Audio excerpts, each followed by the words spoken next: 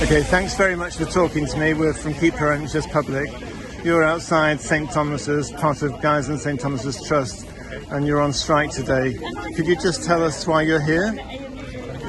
Sure. I'm on strike. I'm a senior health officer, so I've been a doctor for 2 years and I've done 7 years of training. And I'm on strike because of a few reasons, but I'm struggling to get into training because there are more than twice as many people applying for training as there are training posts. There are we know there are patients desperately waiting to be seen, and there are doctors who would really like to see them. You know, we don't want to be on strike, we want to be working. I've done 7 years of training to get to here, or 9 years total. I don't want to be on strike, I want to be working, I want to be seeing patients, but the government's not supporting the number of places as there are people to take those places. So that's one of the main reasons I'm on strike. Thank you. And one of the things that upsets me is the accusation that doctors and other NHS staff are greedy. Could you say something about your pay and how you feel that reflects your value to the community? I don't think investment in the NHS should be paid for by suppressing the wages of the people who work for it. And I think if you look at the way that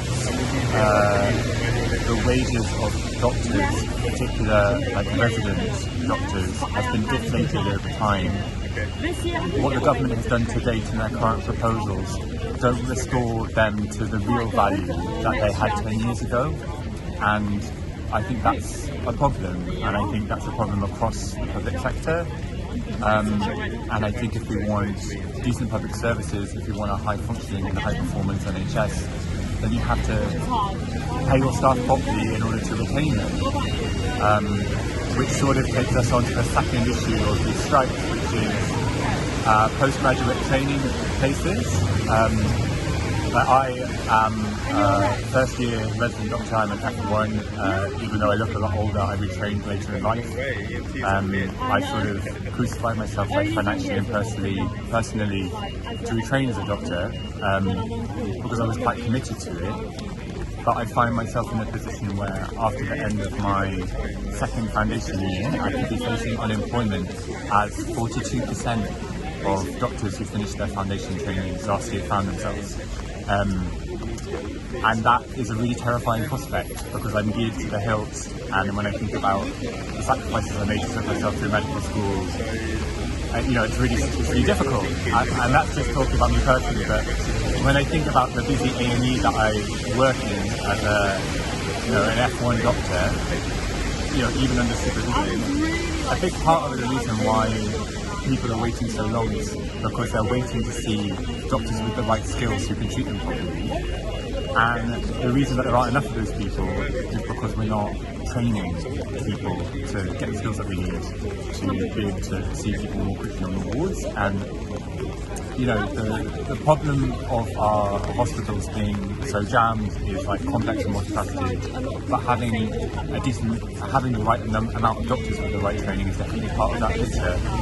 And the competition, despite that shortage, the competition for jobs has absolutely skyrocketed. There's a manufactured bottleneck for those jobs, which is completely arbitrary.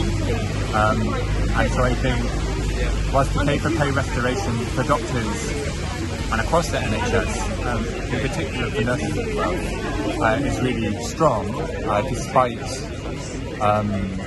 the small steps that have been taken so far. I think the case for increasing training posts is really, really pressing and is very important. So I think those are the reasons why I'm here today, because I sort of think the shortage of doctors directly affects me as a trainee, and it directly affects my patients, and I don't really see any resolution to that aside from trying to push the government, trying to move the government to a position where they'll fund training properly.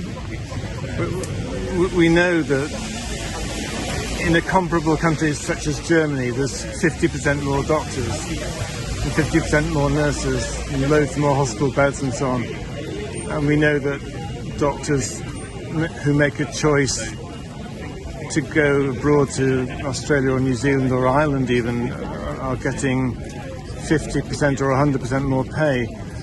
We would be, as key financial public, we'd be desperately worried that there's just a hemorrhaging of people away from the NHS, which when it's funded properly is one of the best services in the world.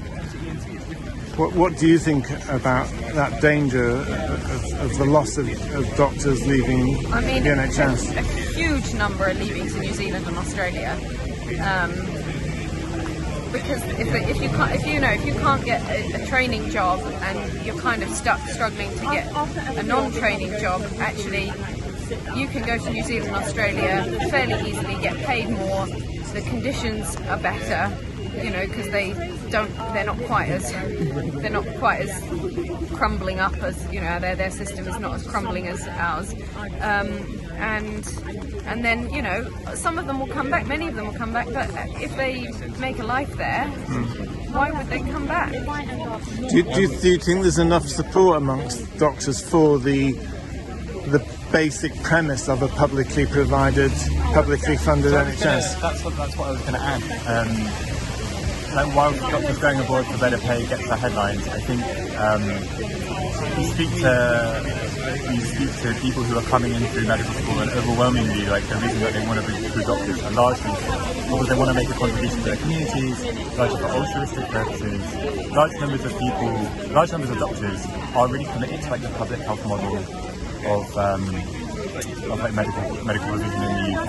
I certainly am, and I think overwhelmingly that's definitely true. But even though I'm quite committed to the principles of the NHS, and like I said, I really turn my life upside down to do this, I'm facing the reality where I just simply might not have a job in 2 years' time to do a very specific thing that I've trained for with very specific skills, which aren't that transferable really, but they're very clinically oriented. And I've been, that's such a prescient and pressing threat that I've been looking at going to France, I've been looking at going to Switzerland, not because I necessarily want to go to those places, lovely, they're, whatever, they're fine, but it's because there's just sort of no option. What will I do if I'm unemployed? I have all of this debt. I have a 4-year black hole in my early 30s where I decided to retrain, which could arguably be totally arbitrary and for nothing.